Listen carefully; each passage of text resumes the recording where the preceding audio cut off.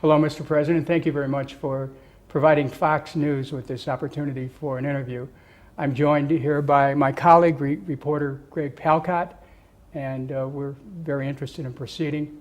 As you know, there's been a number of breaking news stories which we need to discuss with you. The UN has just released its chemical weapon report. My colleague, Greg Palcott, will be discussing that with you in a moment. I want to talk to you about other major developments regarding the chemical weapons plan, which has been agreed to by the US and the Russian government. Do you agree with this plan to secure and to eventually destroy the chemical weapons? Last week we joined the international agreement of preventing the WMD, chemical WMD. And part of this agreement, the main part, is not to manufacture these armaments, not to store, and not to use, and of course not to distribute. And part of it is to get rid of those materials, the chemical materials. So of course when we are part now of this agreement, we have to agree on that chapter. You have to agree on getting rid of all these armament, to destroy. Why do you agree now? No, actually it's not now. If you go back 10 years ago, when we were a non-permanent member of the Security Council in 2003, we proposed to the United Nations, to Security Council, Syrian proposal is to get rid of the WMD from the Middle East, to have a chemical-free zone or WMD-free zone in the Middle East. And actually the United States opposed that proposal. So as conviction, we wanted to see our region free of WMD, all kind of WMD, because it's a very volatile region. It's always on the verge of anarchy and wars. So that's why we cannot say that we agreed now. Well, we know that President Obama and Secretary Kerry have said in the past that you were lying. Now that's their words, not mine, when you said that you didn't have any chemical weapons. A few days ago in an interview with Russia, Channel 24, you admitted you had chemical weapons stockpiles. Now I just want to make sure we're clear here before we go forward. Do you or do you not have chemical weapons? First of all, regarding what Obama and Kerry said, I dare them to say that we said no once. We never said it. You never said? No. We never said. We never tell said. Us now. We never said no. We never said yes. Can we you always say yeah? But we always say it's classified issue. We don't have to discuss it. And if we want to talk about it, we say if. And if means you may have it, you may not. So this is blatant lie. Okay, but can you tell us now? Do you have chemical weapons or don't you? Of course, when we joined the treaty last week, it means that we have, and we said that. So it's not a secret anymore. So as far as the American people, you will agree that you do have a stockpile of chemical weapons. Of course, that's why we joined the international agreement, in order to get rid of these. Now my colleagues, my former colleagues on Capitol Hill are kind of skeptical about your agreement with this plan. They say it's just a stalling tactic. Is it? Well, a stalling tactic, what's it, to join the agreement? Yeah, that you're just stalling right now for time, that you really don't have any intention of going along with the plan. Are you stalling? When you join the agreement, you have mechanism, and you have to obey these mechanisms. And according to the history of Syria, we never made agreement with any party in this world, and we didn't fulfill what we have to do, our role in that agreement. Never. So you would say that President Obama then can trust you to follow through? I don't think that President Obama should trust me first. The Syrian people should trust me, not President Obama. That's okay. Second, when you talk about agreements and international relations, you have mechanisms. And those mechanisms should be based on objective criteria. So if you want to trust or not trust, watch this country, see if they obey those mechanisms and those rules or not. This is where you can trust him or not. So it's not personal relation. I understand. So you're under a tight time deadline. Are you going to be able to provide the list that is part of the agreement? Exactly. List of chemical weapons? You should provide a list of the arsenal that you have to the organization of the chemical weapon. And are you open? Are you ready to open chemical weapons sites to international inspection? We didn't say that we are joining partially that agreement or that organization. We joined fully. We send the letter, we send the documents, and we are committed to the full requirements of this agreement. Well, would you be ready to let our Fox News cameras have access to some of the chemical weapons site so that the American people will be able to see for themselves? Is that possible? In Syria, we have institutions, we have rules, we have conditions. So we have to go back to this institution to ask them for that request. And after they study the request, they can say yes or not. But it's not about the president to take that decision alone. So we have institution. You can do that after this interview. You can ask for permission. Can you destroy these chemical weapons quickly? And if not, why not? I think it's a very complicated operation technically, and it needs a lot of money. Some estimated about $1 billion for the Syrian stockpile. We're not expert in that regard, but that's the estimates that we've had recently. So quickly depends. You have to ask the experts what do they mean by quickly, because it has certain schedule. It needs a year, maybe a little bit less or a little bit more. So well, what do you mean by quickly?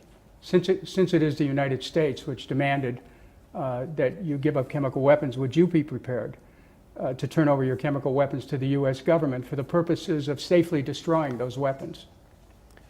As I said, it needs a lot of money. It needs about $1 billion. It's very detrimental to the environment. If the American administration is ready to pay those money and to take the responsibility of bringing toxic materials to the United States, why don't they do it? But of course, it's going to be in cooperation with the specified organization in the United Nations. But you're prepared to hand them over at some point for the safe destruction of them? Doesn't matter where. As I said, at the end, if you're going to destroy them, doesn't matter where they go. Are there any conditions? No, we don't have any condition to send it anywhere. At the end, if it's going to be destroyed, it could be destroyed anywhere. It's, as I said, it's very detrimental to the environment. So whoever country is ready to take the risk of those materials, let them take it. I just have one final question before I give it over to my colleague, reporter Greg. Do you have a security agreement with the Russian government that if and when you give up your chemical weapons, that you, in fact, will be protected so that you're not vulnerable to attacks? Yeah. Because we know there are other nations which gave up their weapons and then they were attacked. You know, the Russian role politically was very efficient during the crisis in Syria, during the last 2.5 years. And they vetoed 3 times in the Security Council. So actually, they protected Syria politically. They don't have to have a security agreement with Syria regarding this. It's not about only about the army and the war. It's about politics, first of all. So I think they are doing their job without having this agreement. So just to summarize, you do have chemical weapons. You're prepared to go along with the plan to destroy them, and that you're prepared to cooperate with the international community in that. Again, as I said, what you mentioned, all are part of the international agreement. And when we agreed to join this agreement, we want to fully cooperate with this agreement, not partially. I think this is very clear. Greg? All right, thank you, Dennis. Mr. President, this is so important. Let me just follow up on just 1 or 2 points and then move on. Again, no conditions. You will agree to this plan to destroy your chemical weapons. You had put conditions on this in the past week or so, but no conditions. The only condition that the agreement will entail and propose and provide. Okay. So now we are going to discuss the details with the international organization. So I don't have all the details to discuss it with you now. And I'm not the expert to have specialized people to discuss the details. But in general, as headlines, whenever we join agreement, as Syria, we are always committed to those agreements. Your problem was that there was a threat of force coming from the United States. There's still discussion of the so-called Chapter 7 resolution being put forward to the UN, which would include the possibility of force. Would that be a deal breaker for you if that went forward? What's the deal breaker? Chapter 7 resolution in the UN, which allows bodies in the UN to use force if you're not complying. Yeah, there's misunderstanding that we agreed upon this agreement because of the American threat. Actually, if you go back before the G20, before the proposal of this initiative, the Russian initiative, the American threat wasn't about handing over the chemical arsenal. It was about attacking Syria in order not to use the arsenal again. So it's not about the threat. Syria never obeyed any threat. Actually, we responded to the Russian initiative and to our need and to our conviction. So whether they have Chapter 7 or don't have Chapter 7, this is politics between the great countries. So that's irrelevant to you? No, relevant. No. We obey because we want to obey. We have completely different incentives. And again, that time frame which Dennis mentioned, 1 week to come up with a full accounting of your chemical weapons, November for the first inspectors to come in, mid-2014 for all your chemical weapons to be destroyed. That's an ambitious timetable, even by expert standards, but you think that is doable? Yeah, but we have to discuss these details with the organization first. So you have to discuss that first. Yeah, this first. Second, the time is not our problem, it's the problem of the organization. How much time do they need to implement these agreements? So you don't necessarily sign on to that time. The only thing that we have to do is to provide the information and to make them accessible to our sites, which is not a problem. We can do it tomorrow. We don't have any problem. You could do it tomorrow. Yeah, of course, we don't have problem. The problem is how much fast they can be in getting rid of any chemical matter, because this is a very complicated situation. It's not about will.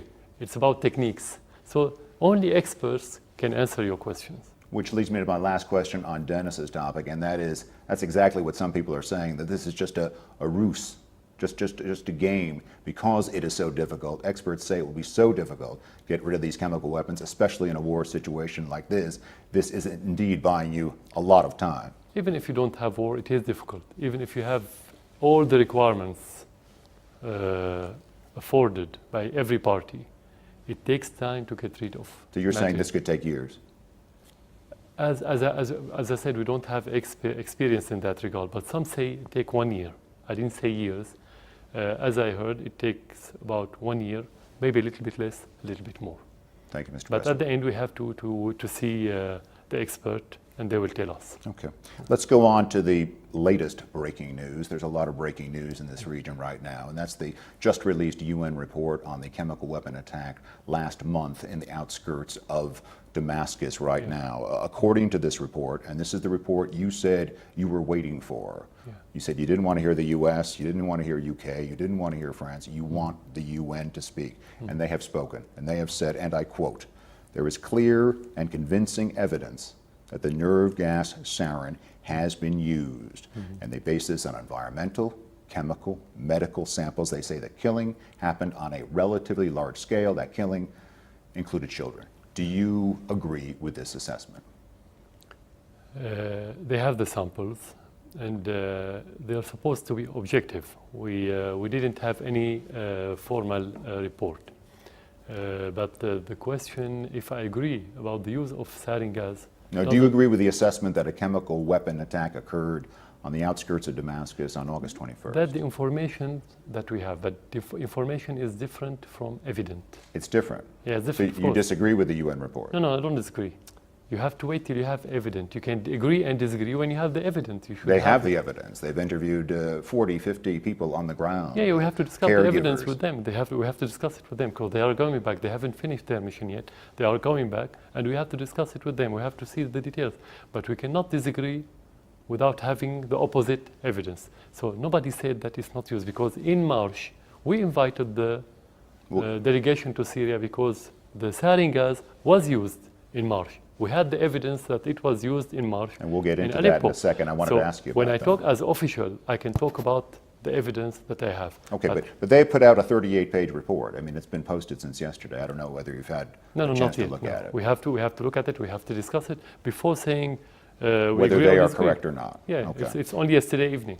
Let's go hypothetical then. UN Secretary General Ban Ki-moon has said that this is, in fact, a war crime, that it is despicable, that it is a grave violation of international law. If that event happened, as they are saying it did happen, would it be despicable? Would it be a violation of international law? That's self-evident, of course. Self-evident. Of course, that's self-evident. It is despicable. It's a crime. Because I'm sure you have seen the videos that we have seen of the child but no one, gagging on the ground, of the people no one has on the verified floor. the credibility of the videos and the pictures. Exactly. No one verified. The only verified things are the samples that the delegation go and took. Samples of blood and other things from the soil and so on. Which is what they say they have. But you cannot build a report on videos if it's not verified. But they are basing it on the blood samples. Especially as we live and in a other- world of forgery for the last 2.5 years regarding Syria. You have a lot of forgery on the internet. Now there's a last key element to this UN report. And while the UN inspectors did not lay blame, that is, they did not place culpability for the attack, there are many experts interpreting this report, some that I've spoken to in the last 12 hours, that frankly say this attack looks firmly like an attack coming from your government, from the Syrian government. They point to a few things. They say it was a large amount of gas, sarin gas, maybe as much as a ton. The rebels could not have had that.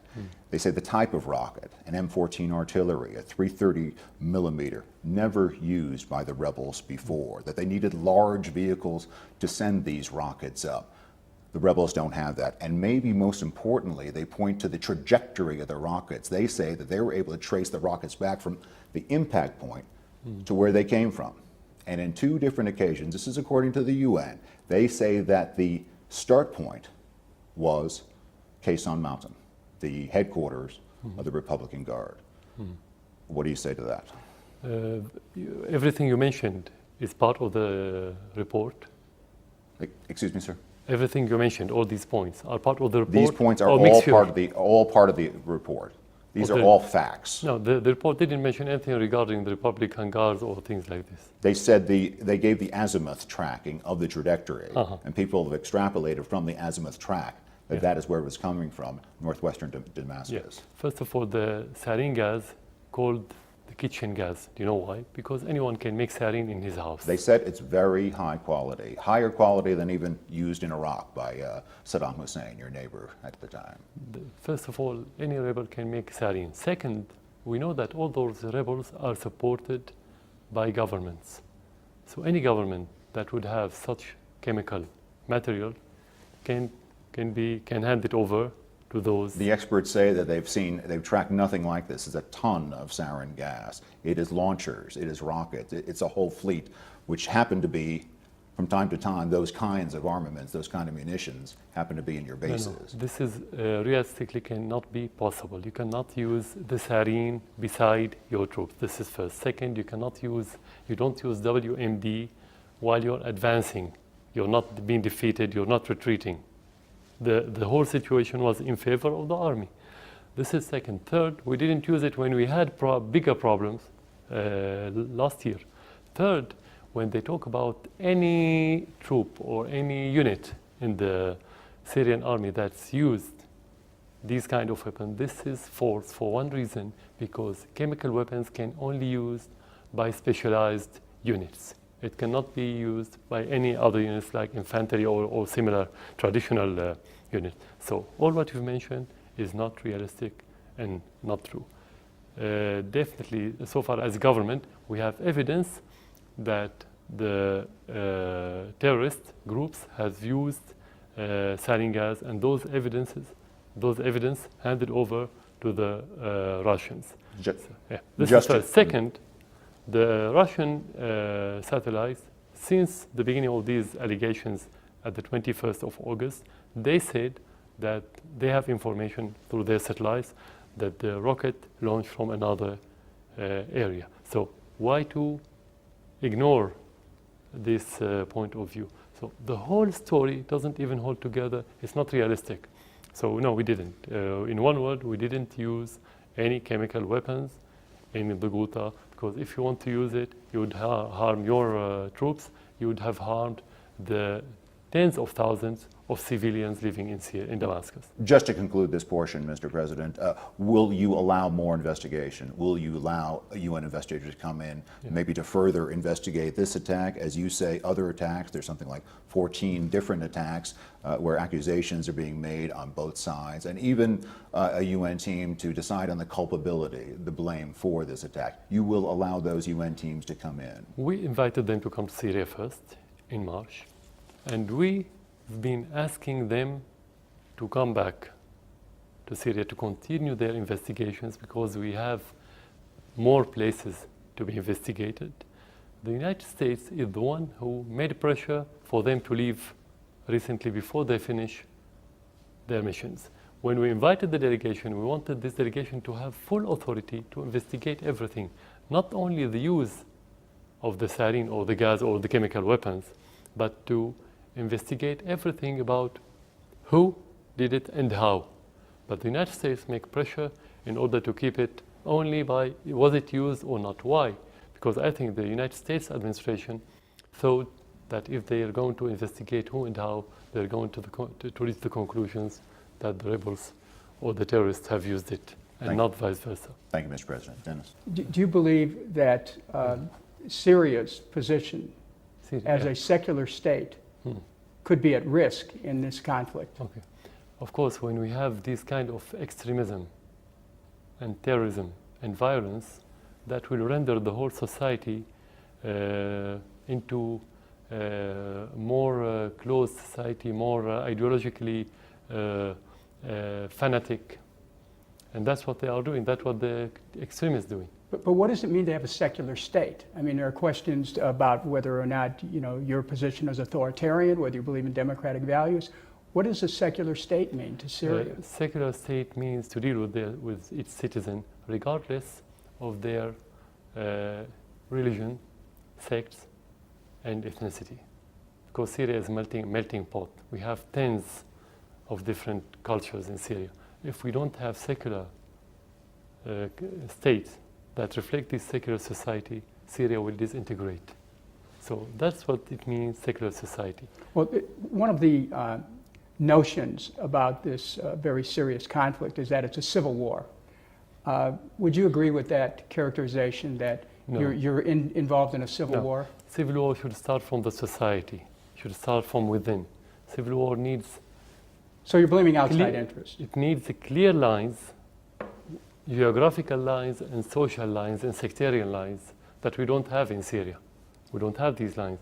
Civil war doesn't mean to have 80 or 83 nationality coming to fight within your country supported by foreign countries.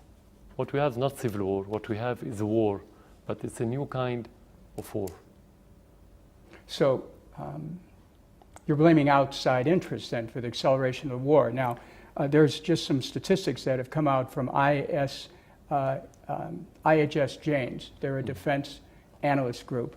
They estimate the opposition as 100,000, 30,000 of which are hardline Islamicists sympathetic to the 10,000 al-Qaeda-inspired jihadists. Now, any of these Syrian, are they all outsiders? Where are they getting their money? First of all, no one has this precise number. This is exaggeration because most of the jihadists, when they come to Syria, they don't come through countries and they don't come through organizations. They just come by plane to neighboring countries and they cross the border like any other one, and they just want to come to Syria for the jihad with the other jihadists.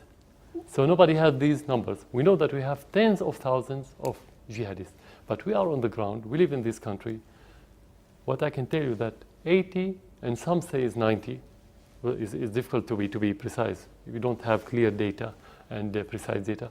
80 to 90% of the rebels on the ground, or the terrorists, are Al-Qaeda and their offshoots.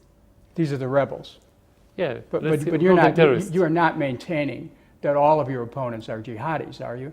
No, not all of them. Of course, you have so many other different, but they are small. They are becoming minority. At the very beginning, the jihadists were the minority.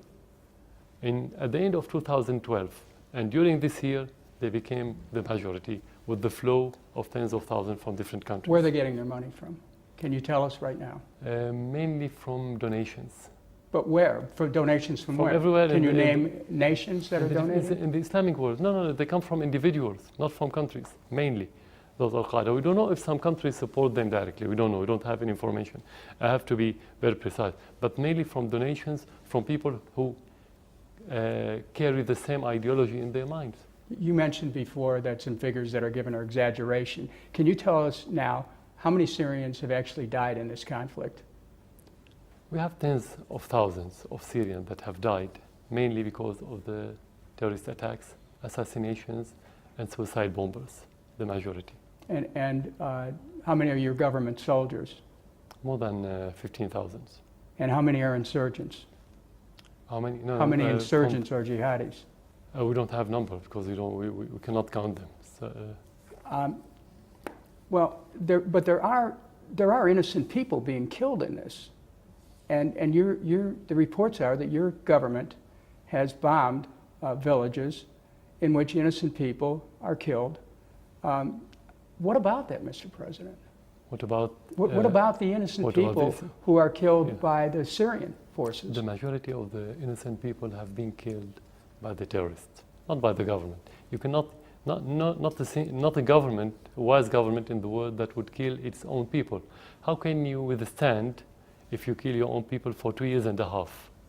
While the West is against you, the regional countries, many of them are against you, and your people are against you while you're killing them. Is it possible? Is it realistic? It's So not. you're saying That's you're absurd. saying you're not killing your own people, but your forces have launched attacks on villages where your own people have been killed. No, actually what you're talking about is when the terrorists infiltrating a residential area in villages and sometimes in the suburbs of the cities and within large cities, and the army has to go there to get rid of those terrorists. The army should defend the civilians, not the opposite.